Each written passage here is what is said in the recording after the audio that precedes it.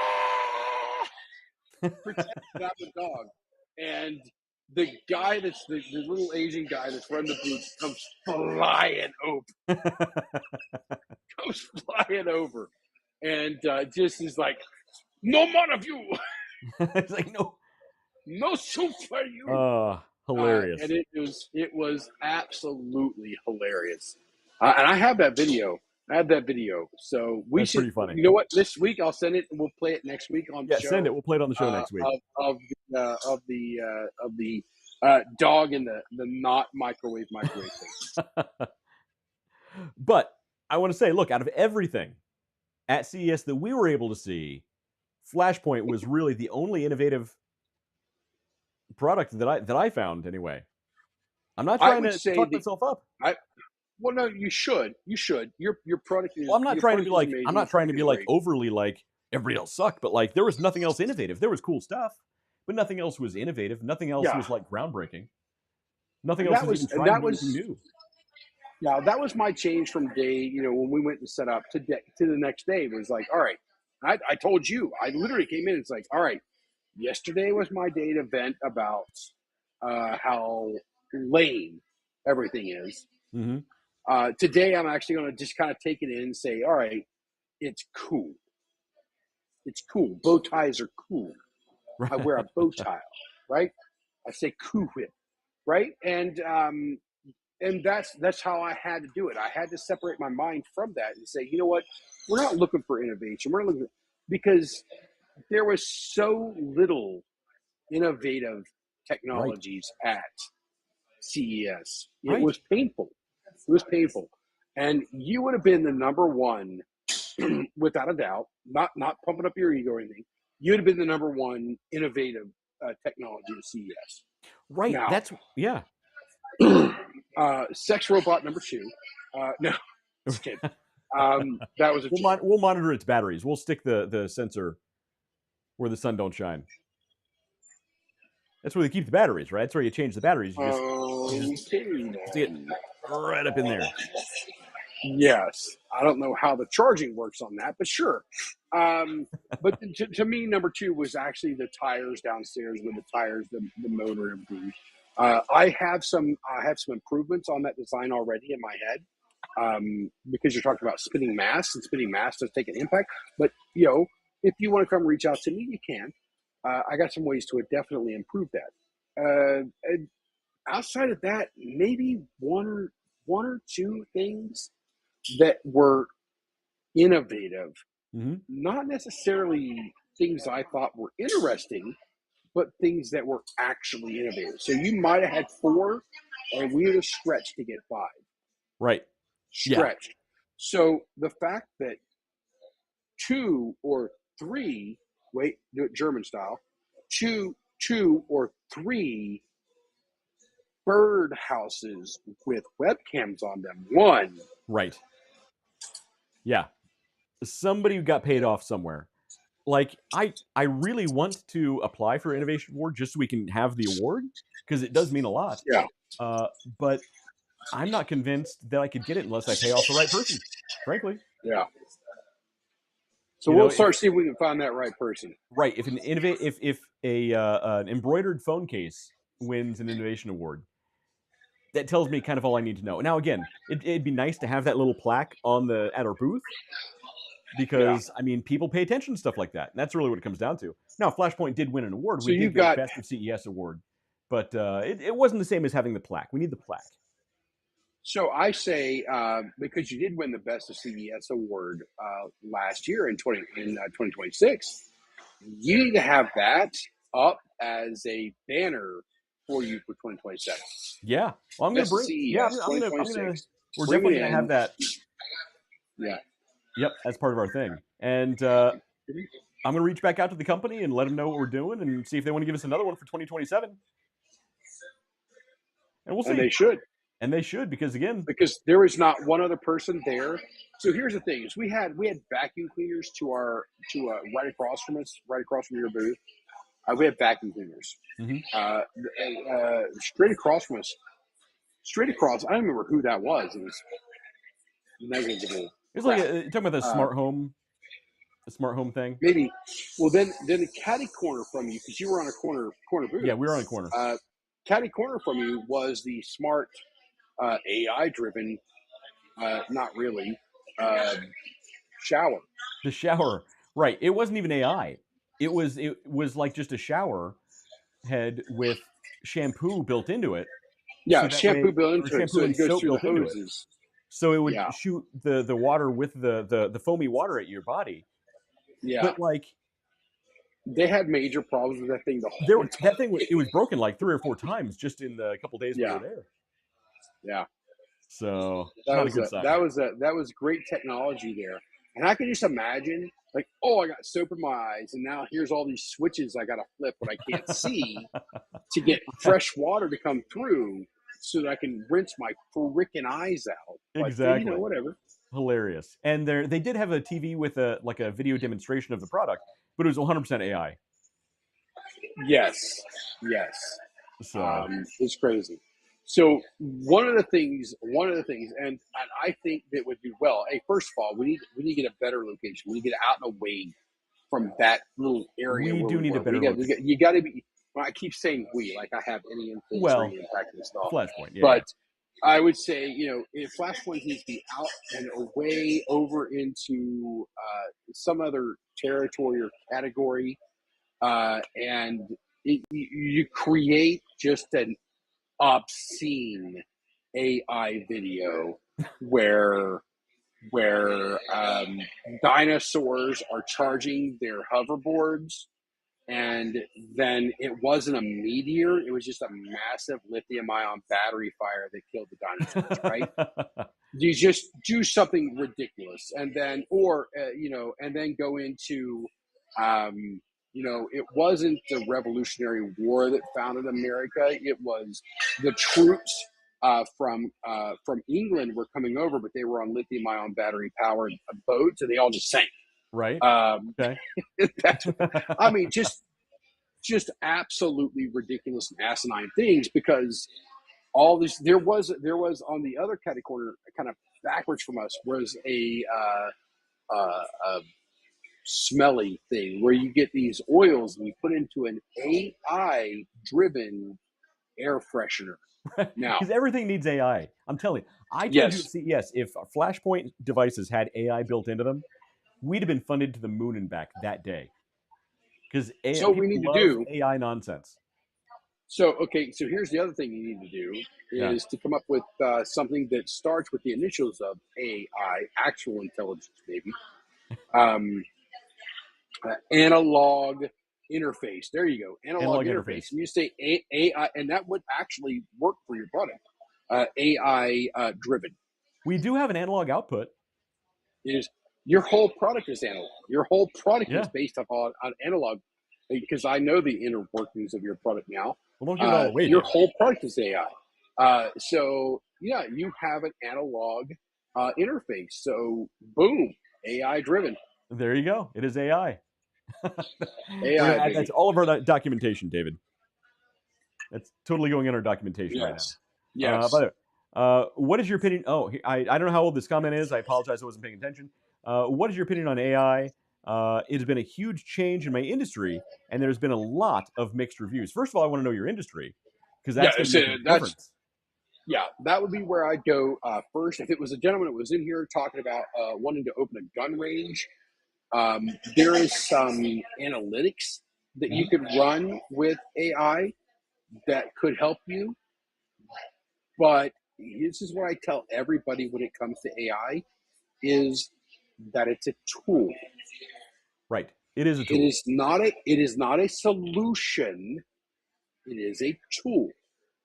Well, there's room to make unique AI devices for gun ranges, David.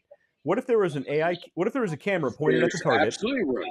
A camera pointed at the target, and it analyzed your shot and gave you advice, AI-driven advice on how to improve your target, your aiming. Absolutely, that's great. That is not a solution. That is a tool. That's it. It's a tool. So he says diesel mechanics is what I do right now. Okay. So there's a lot to be taken in from that, and we're going to look at we're going to look at OBD2 or CAN bus technology to begin with as an open general. Because when you're dealing with automotives, CAN bus is the communication protocol that most of them use. That's going to report to what we call OBD, it's onboard diagnostics. 2, which is the second generation, you can actually pull OBD2 sensor data or OBD2 platform data in, and you can analyze that and say, hey, I'm getting high temperature here, low pressure there, and then you can start over time modeling these things. And again, you're using it as a tool, Right. not a solution. Most people view it as a One solution, like the day- end all be all. Yes. Yeah. Yes. One day we will get there where enough of the source data and source material is there to create a solution. We're not there yet. We're not going to be there for some time. The people that claim that we have accelerated the singularity date down to 4 years, maybe for them, but not for people like me. Well, there's too many missed targets, as a pun on what we were talking about a minute ago. With AI, there's too many hallucinations. There's too many Yes. issues with the data it Illusions of spits out. grandeur. Right. Try asking a very technical question on really anything and try and get an actual creative, original answer from it. It can't do it. It knows as much as it's programmed to know, or as much as whatever search engine it's using can dig up for it. It's not actually innovating or creating any unique answers So, on West, anything. what is that AI that you talk about that only knows what you put into it? Oh, that is Google Notebook LM. So it's a free Nope. platform from Google, Notebook LM, and so it's a large language model like ChatGPT, but it only knows what you feed it. So you can feed it in an entire course book from a class you take, and you can ask very specific questions, and you can tell it to do external research to sort of back up certain things, pull in certain amounts of data, but it only knows what you tell it to know. And it's a really powerful tool if you're writing a book, if you're doing research papers. So if I'm a diesel mechanic, I'm pulling Notebook LM, and I'm not relying on it right now. It's not reliable right now. I'm going to feed it with mechanical data, Right.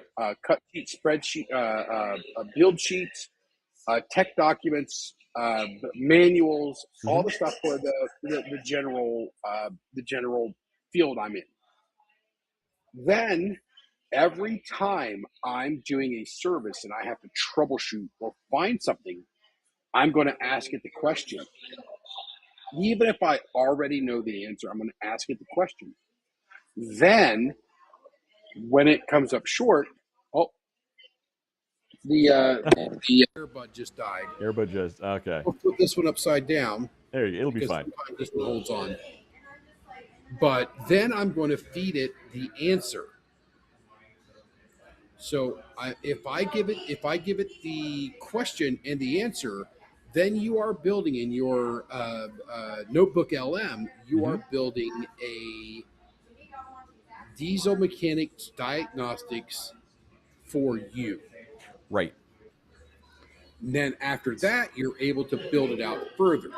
Then you could take that knowledge base and then say, here, you could actually build an app to go on your phone from there out of it. Yeah, Notebook LM is a really powerful tool, and if you're doing things like that, I really recommend it. Now, different AI platforms have their strengths and weaknesses, but Notebook LM for things like that is my recommendation. Now, there are things like Claude, and Claude can create little individual Claude bots that go off and perform different tasks. And there's a whole industry growing around that. There's actually a whole social media platform around Claude bots, just for Claude bots to do Claude bot things. And there's a time and a place for those. It depends on what you want to do, really. So AI, people say, what are the pros and cons of AI? It really depends on what you want to do, what exactly the task is you're trying to perform. Because one AI might be a hammer, Another AI is going to be a screwdriver. It all depends on what you want the tool to do.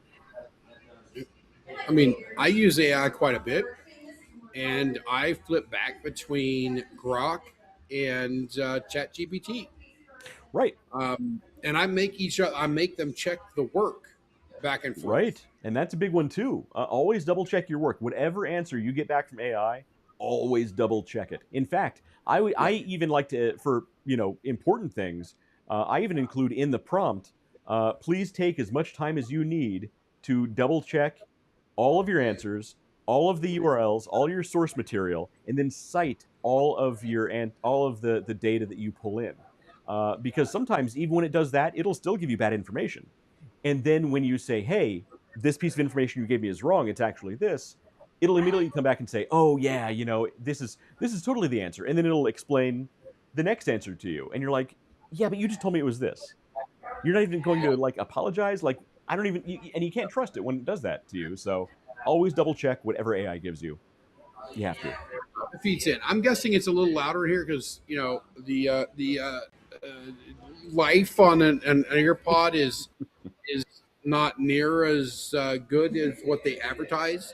Right. Well, we've been going for over 2 hours now, David. Let's go ahead and wrap it up. I'll let you get to your cigars tonight, and you're doing some traveling. I understand that you are going to be doing some more traveling in the next couple of days. Yeah, the next few days I'll be on the road a bit. Then I'm home next week, so it should be good. We'll be Thursday next week at 9 p.m. As long as everything holds true.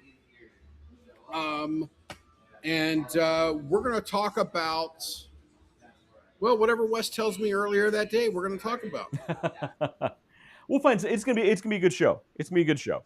But They're all good shows. They're all good shows. David, enjoy your time in North Dakota in the one and only cigar lounge in North Dakota. What's the name of the place again? This is Big Stick. This is the Big Stick Cigar Club. But really what we want to point out is right here, right there, and that is the Warrior Cigars Cigar. for Warriors. Yeah, Cigars for Warriors. Cigarsforwarriors.org. I don't have the website pulled up anymore. I closed it. I apologize. Yeah. But go to cigarsforwarriors.com. Make a donation or even donate cigars because it has a list of drop-off locations for cigar donations. It's a great organization. Cigar lounges, if you go to, and there's one near you, go to your cigar lounge, say, I want to make a donation to Cigars for Warriors, buy a box of cigars. Doesn't have to be expensive. Buy a box of cigars and have them shipped out. Done. That's all you got to do. Yep. Absolutely. By the way, he says, thank you for answering my question. I appreciate it a lot. Well, hopefully you're still there and you can share a cigar and a cool story with David. He's gone. Oh, he's gone. All right. Anyway, Yeah. David, enjoy your time in North Dakota. I will speak to you soon. Safe travels. To everybody else, I've been Wes. This guy was David. This has been the Underdog Journey. You've been watching us, and we will see you next time.